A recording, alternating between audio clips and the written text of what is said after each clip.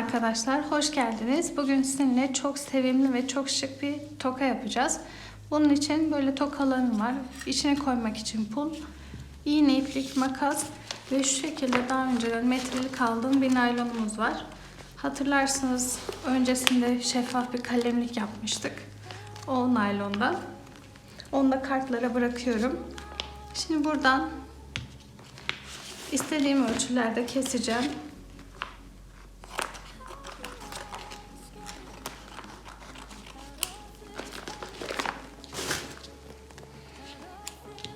Şöyle kestim. Ben kalp şeklinde yapmak istiyorum.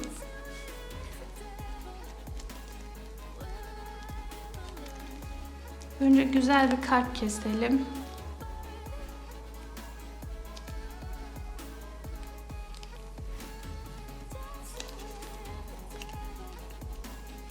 Aynı anda yapsak 2 tane.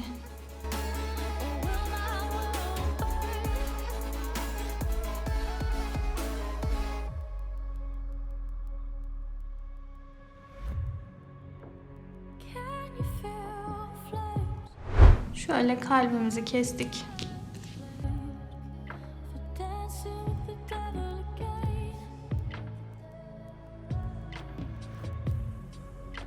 Şimdi bunu dikeceğim, sonra ters çevireceğim. Bunların tersi düzü var mı bilmiyorum. O yüzden herhangi bir yerinden dikmeye başlayacağım.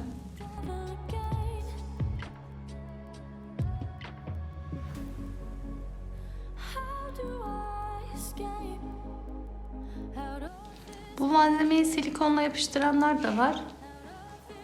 Ama silikonla yapışınca kalıcı olur mu onu da bilmiyorum. O yüzden ben dikiyorum.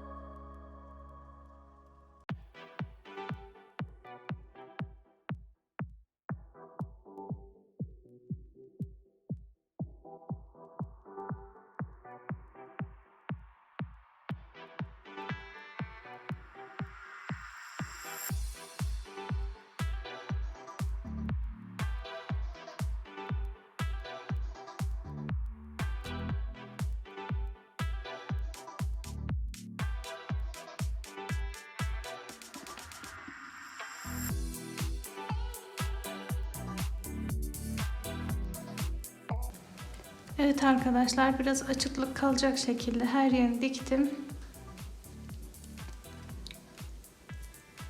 Çevirsem mi çevirmesem mi bilmiyorum. Yani nasıl daha güzel olur bilmiyorum.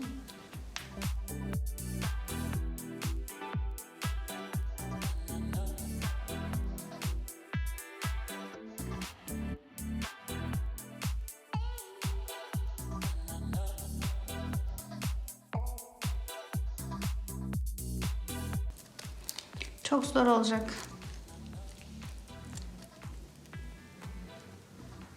Belki yırtılmalar da olabilir çünkü iğneyle delerek dikiyoruz.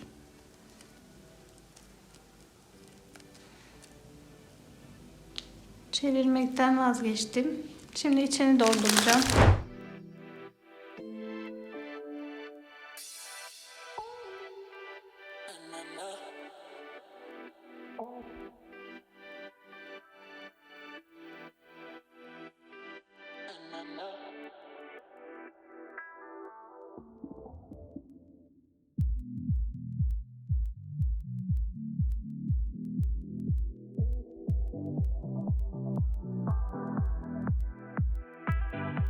Ben pembe ve gümüş tonlarını seçtim.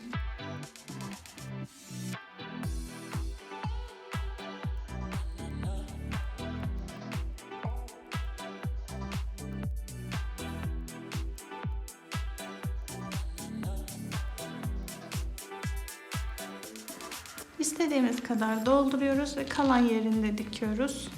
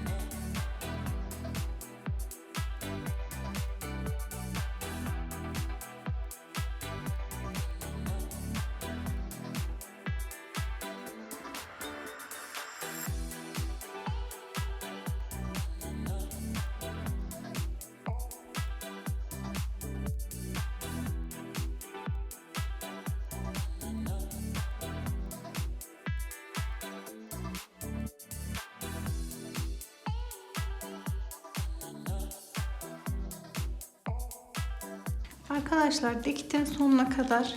Buradan herhangi birisini seçeceğim şimdi.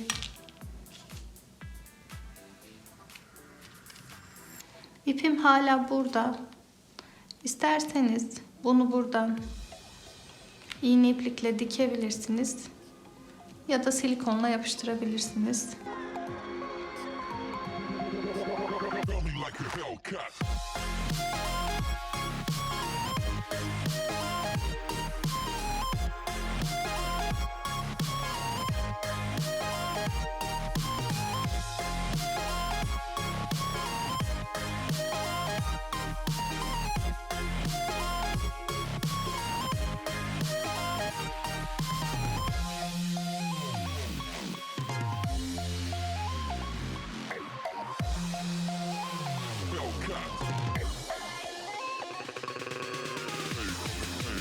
Evet arkadaşlar, bu şekilde şeffaf tokamız hazır.